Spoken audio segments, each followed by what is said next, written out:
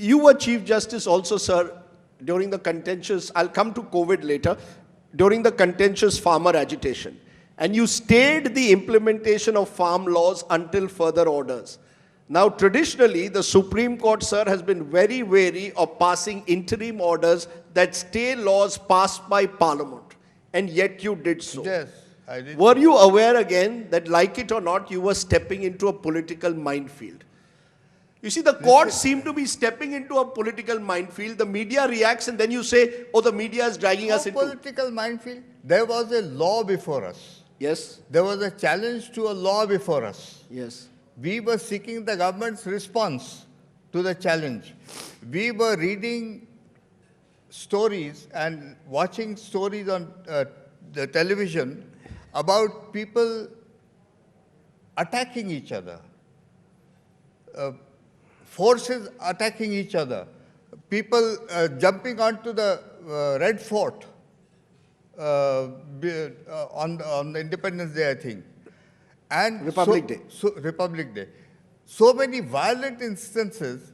I had stated to the other side, I stated to the government, why don't you consider doing this? Why don't you consider withholding the laws? Because look at the consequence. There is a law on one side and there is a large-scale violence on the other side. What is important right now? And there was no response. So I consulted my colleagues and we were all of the unanimous opinion that this should be stayed. What's political about it? Okay. There were no elections in the offing. And anyway, we have nothing to do with elections. And you're very clear, at no stage has the judicial process been influenced, therefore, by the executive during your tenure. Yes. Okay. The tangle between the executive and judiciary, sir, over appointments. You were Chief Justice for almost 18 months. And during that period, not a single Supreme Court judge was appointed. Yes. Because the collegium system could not arrive at a consensus. No, it is not because of the collegium system. It is because as a collegium, we were unable to arrive at a consensus. It is not because of the system. It is because we failed as a collegium to arrive at a consensus about the names. Because a particular... Or in some cases, about the order in which there should be an elevation.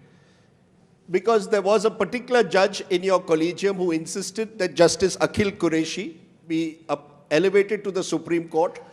The government didn't want his name. Akhil Qureshi was one of the judges who was not appointed. There were many who were not appointed. That's right. They were all appointed afterwards. But for 18 months, we did not have a single appointment to the Supreme Court. Yes. So, what does that suggest? There have been periods when you haven't had elevation for 2 years. You haven't had elevation for longer. What is so extraordinary about this? We couldn't arrive at a consensus. It can happen in a human institution.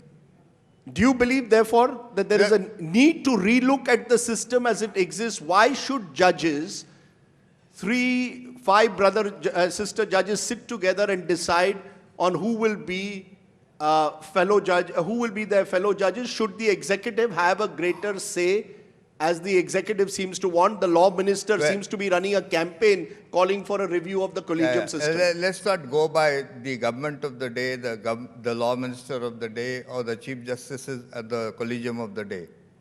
I'll tell you what my perspective is. Sir. My perspective is that under the Constitution of India, there are 3 organs of government: the executive, the legislative, and the judiciary. They are separated in their functions and powers. They are not separated in their purpose and objective. The objective of all 3 has to be the common objective set out in the Constitution in the preamble. I consider it perfectly legitimate that the executive has a vital interest in who is going to be a judge. Apart from the fact that they are the executive and one of the organs of government,